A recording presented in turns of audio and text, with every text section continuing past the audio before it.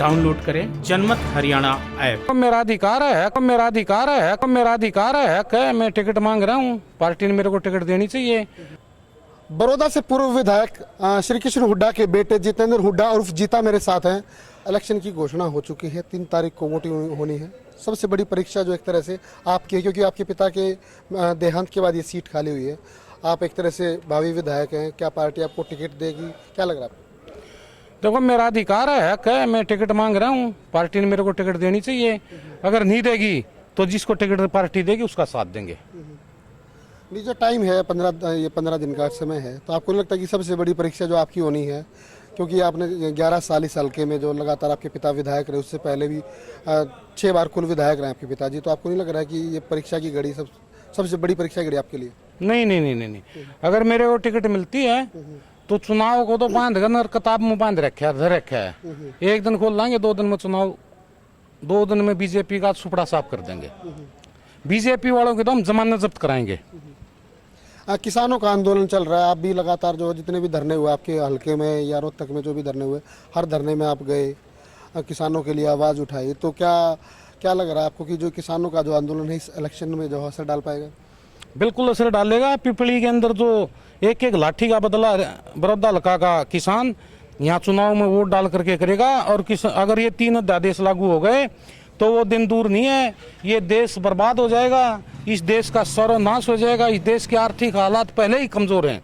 एक कृषि क्षेत्र ऐसा बचा था जिसमें जीडीपी थोड़ी ग्रोथ की थी, उस कृषि क्षेत्र का भी ये नेता लोग नाश करने लग रहे हैं। ये देश में अगर इसी तरह किसानों के ऊपर अत्याचार होते रहे तो वो दिन दूर नहीं है, किसान और किसान का बेटा अन्न बोना पैदा करना छोड़ देगा। जिस दिन किसान और किसान के बेटे ने अन्न पैदा करना छोड़ दिया तो इस देश के अमीर लोग तो छोड़ो, सभी आदमी भूख से त्राही त्राही मरेंगे।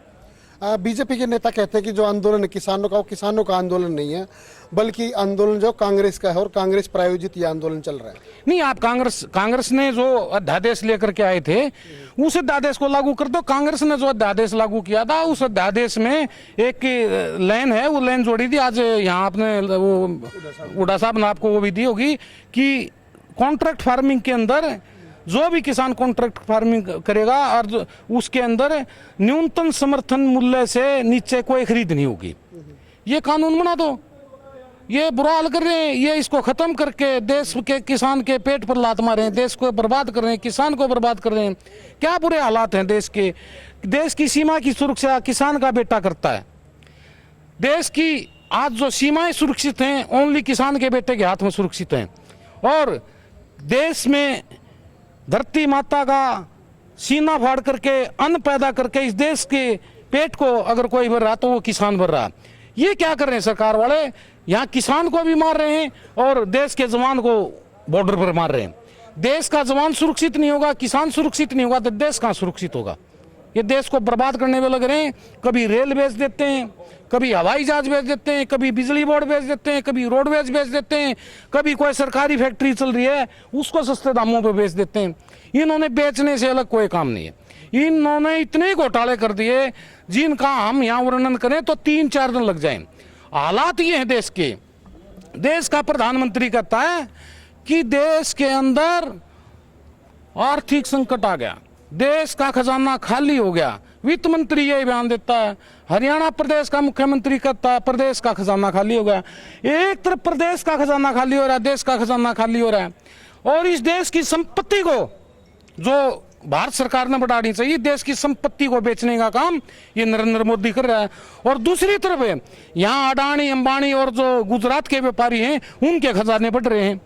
अरे यहाँ के व्यापारी का खजाना बढ़ रहा है और देश का खजाना घट रहा है। ये तो पहली बार देखा हमने किसी देश में। हल्के में कई सारी सौगात दी हैं बीजेपी ने, एक यूनिवर्सिटी, 2 कॉलेज, 4 मॉडल स्कूल, इसके अलावा एक IMT की भी घोषणा की है।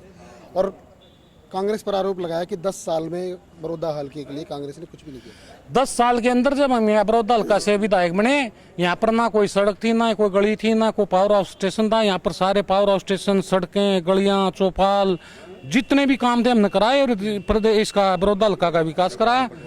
हर गांव में पटवार खाने, CHC, PHC, पानी चलाई, डग्गी, गहरे ट्यूबवेल, स्टेडियम, ये सारे काम कराए। इन बातों को छोड़ दो।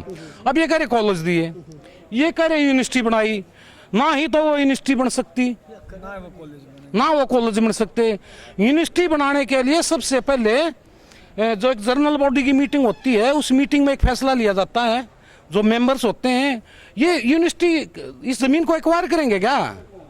इनको जमीन कौन देगा? हम खुद से यूनिवर्सिटी बनाए, परंतु बनाने वाले तरीके से बनाए। हम खुद से यूनिवर्सिटी बने, लेकिन कोई तरीका होता है, उस तरीके से बनाए। ऐसे मत इसको उलझाओ कि भाई हाँ कह दी, घोषणा करती, कॉलेज की घोषणा कर दी, यूनिवर्सिटी की घोषणा कर दी, IMT की घोषणा कर दी। मुझे शर्म आती है यार। अरे हम ना कांग्रेस गवर्नमेंट ना ये क्या बोलते हैं इसको, IMT है क्या ये IMT 2007 में उड़ा साहब ने बना दी थी। 4/6 का सेक्शन हो गया था लाट जोड़ी में, इन्होंने वो IMT कैंसिल कर दिया। अब ये करें IMT बनाएंगे। उस IMT में इतना बड़ा फैक्ट्री थी, एक रेलवे कोच की, रेल कोच फैक्ट्री की।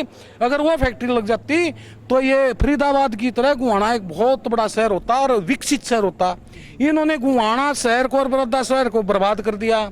बर्बाद करके झूठ बोल रहे हैं IMT बनाएंगे, झूठ बोल रहे हैं कॉलेज बनाएंगे, झूठ बोल रहे हैं क्या ये बोलते हैं इसको यूनिवर्सिटी बनाएंगे।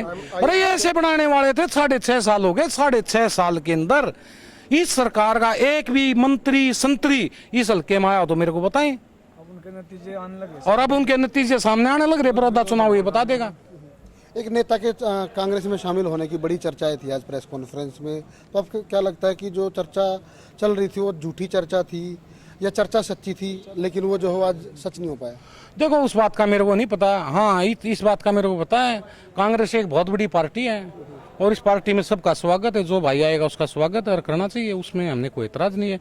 कौन नेता रहा था कौन नहीं रहा था मेरे को तो इसका ही पता नहीं, ये भी आप नहीं बताइए मेरे को। तो जो आएगा उसका कांग्रेस पार्टी में स्वागत है। चुनाव का नतीजा क्या देखते हैं आप? आज के दिन अभी महीना है वोटिंग में, क्या नतीजा देखते हैं आप? चुनाव का नतीजा तो ये है कि दूसरी पार्टियों के पास सभी बूथों पर एजेंट भी नहीं मिलेंगे। एक तरफा कांग्रेस का चुनाव है और दूसरी पार्टियों में तो हालात ये हो गए कि कोई टिकट ही नहीं मांग रहा है। वो घर से बुला कर कहते हैं तेरे को टिकट दे दूं, हाथ जोड़ के भाग जाए टिकटार थी। फिर दूसरा बुलाऊं कहा जाए तन्ने दें, फिर वो भी नाट जाए ना जी उसने दे दो। ये तो टिकटार थी, बाज के नहीं, चुनाव कहाँ लड़ेंगे। और हालात ये हैं, किसान इनको घुसने नहीं दे रहे, मजदूर इनको गांव में नहीं घुसने दे रहे। पीछे बिजली मंत्री आया था, कौन क्या नाम उसका मेरे को पता नहीं, क्या का मंत्री था वो, ABCD जो मंत्री था इसका बीजेपी का, क्या नाम पता नहीं मेरे को, JP दलाल है जो भी है, उसको वहां घुसने भी नहीं दिया। मुडलाना गांव में ना छछड़ा नाम घुसने दिया, मदीने में नहीं घुसने दिया, उलाना में नहीं घुसने दिया। इनको गांव में तो कोई घुसने नहीं देता। क्यों नहीं घुसने देते? क्योंकि ये सुबह झूठ बोलने शुरू हो जाते हैं। सुबह नेम करके उठते हैं कि आज शाम को बैठकर बात करेंगे सभी बीजेपी वाले, जो ज्यादा झूठ बोल के आएगा उसको उतनी ज्यादा इनकम होगी। तो इनकी तो जिद्दी लगी हुई है झूठ बोलने में।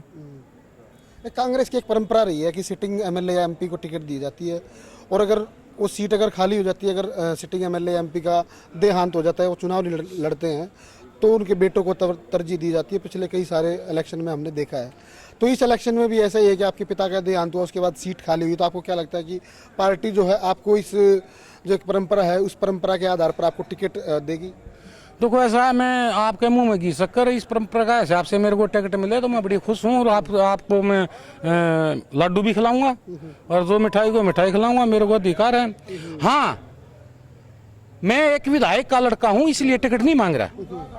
मैंने इस हल्के के अंदर दिन रात खून पसीना बहा करके इन इलाका के लोगों के लिए काम किया है, दिन रात मेहनत की है।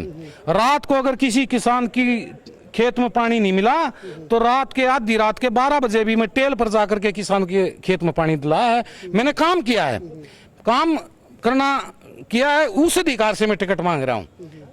विधायक का बेटा तो और भी है मेरा भाई, वो नहीं मांगते टिकट, क्योंकि मैंने काम किया, दिन रात मेहनत करी है। और इस 21 साल इस कांग्रेस पार्टी को खून और पसीने से सींचा मैंने। आपके समर्थक काफ़ी हैं हल्के में, तमाम गाँव में समर्थक है, 54 गाँव में समर्थक है। जब टिकट की बात आते आप मिलने के लिए भी जाते हो लोगों से, तो क्या बोलते हैं आपके समर्थक कि आप टिकट लेके आते हो तो क्या करेंगे, नहीं लेके आते हो तो क्या करेंगे? नहीं, समर्थक तो एक ही बात कहते हैं कि टिकट हमारी है, टिकट तो कहीं जाएगी नहीं। नहीं उनकी मंशा क्या है? अगर टिकट उनकी मनसा ये है भाई टिकट जितेंद्र हुड्डा को मिले, नहीं मिले तो नहीं मिलेगा तो भी यही मनसा मिलेगी कैसे नहीं? नहीं, मेरा सवाल है कि अगर नहीं मिलेगी तो जो कांग्रेस का होगा उसने जिता देंगे, ठीक है ना, और कोई आएगा उसका साथ देंगे। राजनीति के आगे, राजनीति के पीछे, हर हलचल को जानने के लिए हमारे YouTube चैनल जनमत हरियाणा को लाइक करें, सब्सक्राइब करें और अपडेट रहने के लिए बेल आइकन दबाना ना भूलें। देखते रहें जनमत हरियाणा, सच के अलावा कुछ भी नहीं।